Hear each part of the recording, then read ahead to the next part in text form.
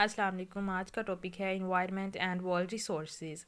जो common environment है वो लाइफ को यूनाइट करता है, और हमें पता है कि day by day population increase करने की वजह से रिसोर्सेज डिक्रीज़ हो रहे हैं, जिसकी वजह से पॉपुलेशन जो पोल्यूशन है वो भी बढ़ रही है। तो उन्होंने कहा हुआ है कि आप इस चीज़ से अंदाज़ा लगा लें कि लेक एरिया है 1960s के मुकाबले में 1990s तक, क्योंकि 1960s में वो मच क्लीन थी दैन 1990s, क्योंकि बहुत ज़्यादा लोग अब उस लेक पर इन्हिसार कर रहे थे। हमें पता है कि डे बाय डे जो रिसोर्सेज हैं वो डिक्रीज़ करते जा रहे हैं, क्योंकि पॉपुलेशन इंक्रीज़ करती जा रही है। और अब अगर उसी लेक में मैंने जो नॉन बायोडिग्रेडेबल सब्सटेंसेस है वो भी आ जाती हैं। वो ऐसी सब्सटेंसेस है वो मज़ीद ख़तरनाक है, क्योंकि ये ऐसी सब्सटेंस है जो डिकम्पोज नहीं होती, जिसे हम बायोलॉजिकल प्रोसेस के ज़रिए ब्रेक डाउन करके उन्हें रीयूज़ नहीं कर सकते। तो ये इन्वायरमेंट में ज़्यादा देर तक पड़ी रहती हैं, तो इन्वायरमेंट के लिए बड़ा डेंजर साबित होती हैं। तो अब उन्होंने कहा ये जो मज़ीद पोल्यूशन की प्रॉब्लम है या इन्वायरमेंट की, डेवलपिंग कंट्रीज़ में है। अब ये प्रॉब्लम डेवलपिंग कंट्रीज़ में क्यों है? क्योंकि वो जो इंडस्ट्रियलाइज नेशन है, जो डेवलप कंट्रीज़ हैं, उनके साथ मैच करना चाह रहे हैं, लेकिन अब वो इस दौड़ में ये चीज़ नहीं नोटिस कर रहे या ये नहीं देख रहे कि लैंड सफ़र कर रही है, पॉपुलेशन ग्रोथ को नहीं चेक कर रहे कि वो किस लेवल पर इंक्रीज़ किए जा रही है। फिर टॉक्सिक वेस्ट आर डम्प्ड, मतलब उसे भी अच्छे तरीके से डैम्प नहीं किया जा रहा, जिसकी वजह से प्लांट्स और एनिमल्स की स्पीशीज़ एक्सटिंक्ट हुई जा रही हैं, कुछ नियर टू एक्सटिंक्शंस हैं।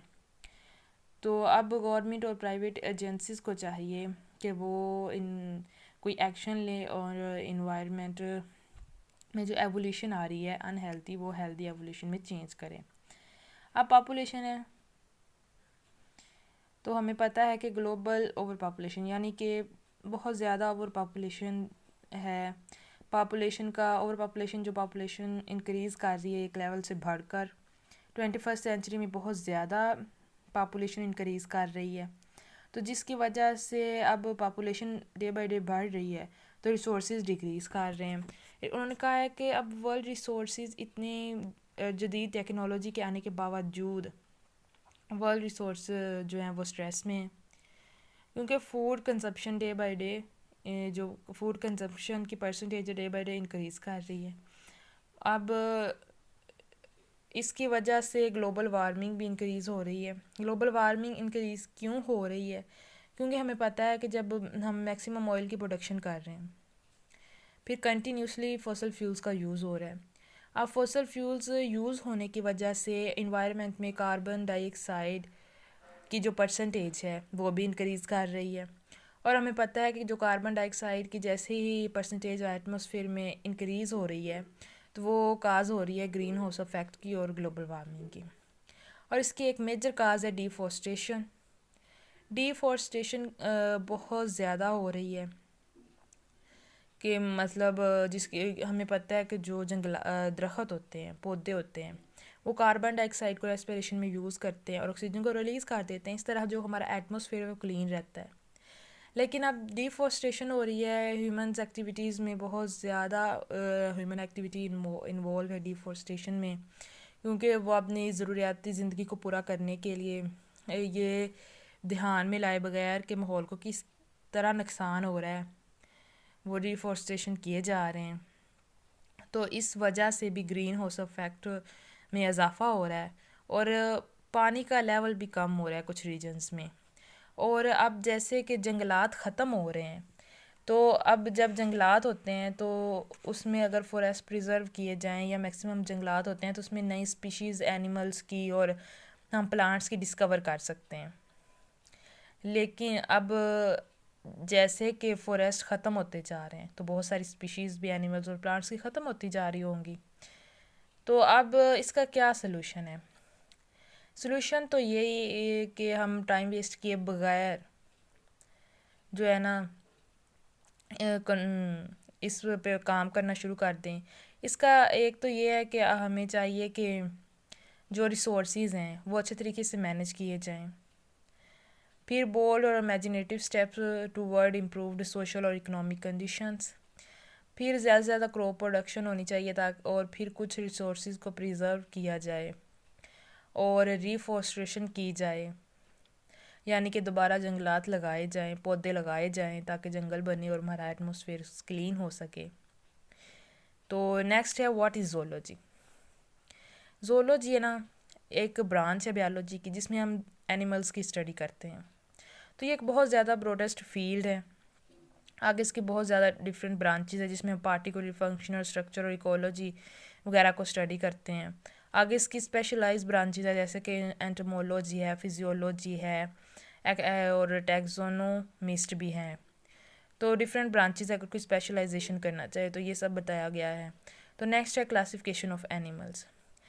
एंड क्लासिफिकेशन ऑफ एनिमल्स में क्या है कि एनिमल्स को क्लासीफाई करना उनकी हायरार्की ऑफ रिलेटेडनेस की वजह से, मतलब जितने एनिमल्स आपस में रिलेटेड हैं उनको उस बेस पे उनको क्लासीफाई करना और नेम देना। सबसे पहले था जो इस पे काम किया था वो चार्ल्स लीनियस ने किया था।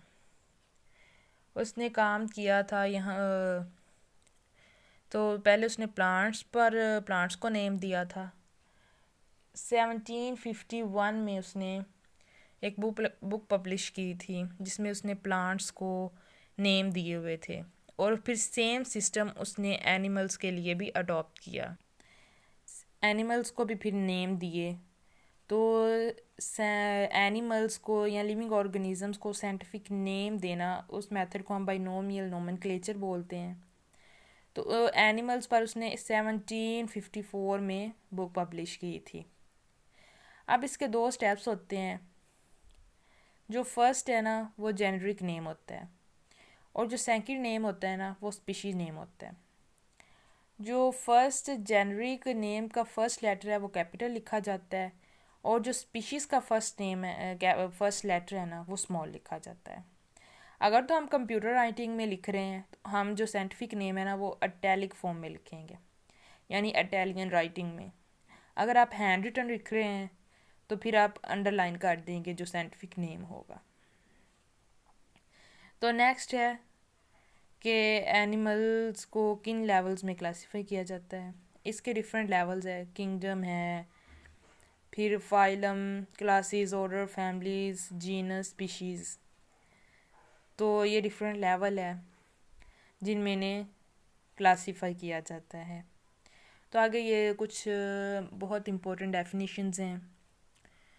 एनाटॉमी है जिसमें हम स्ट्रक्चर जो है ना एंटायर ऑर्गेनिज्म का उसे स्टडी कर रहे होते हैं। साइटोलॉजी है study of structure and functions of cells. Ecology है study of interactions of organism with their environment, यानी कि एनिमल्स का अपने जो इन्वायरमेंट के साथ इंटरेक्शन है उसको स्टडी करना। देन एम्ब्रियोलॉजी, इसमें हम study of the development of an animal from the fertilize egg to the birth और हैचिंग, मतलब एनिमल कैसे बनता है, उसके क्या सारे प्रोसीजर होते हैं, किन किन स्टेजेस से गुजरता है, वो सारी स्टडी हम एम्ब्रियोलॉजी में करते हैं। देन जेनेटिक्स में हम करते हैं study of the mechanism of transmission of traits from parents to offspring, यानी कि डीएनए, क्योंकि डीएनए ही पेरेंट्स से ऑफस्प्रिंग में पास होता है और उसी में हेरिटेड मटेरियल होता है जो उसमें इंफॉर्मेशन स्टोर होती है, और उसी के थ्रू ट्रेड्स हैं ना वो ट्रांसफ़र होती हैं। Then histology study of tissues.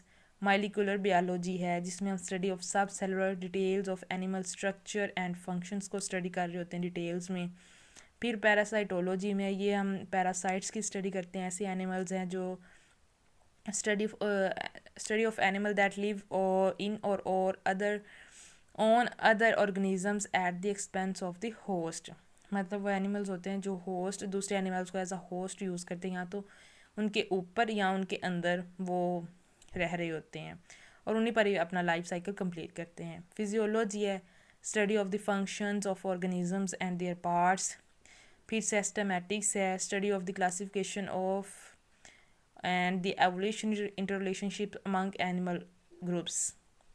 तो आगे इसकी फर्दर कैटेगरीज हैं। वो कौन सी कैटेगरी हैं, उनकी स्पेशलाइजेशन की जो कैटेगरीज है, जैसे कि हमने पीछे भी एक्सप्लेन किया था कि ज़ूलॉजी एक बहुत ब्रॉड फील्ड है।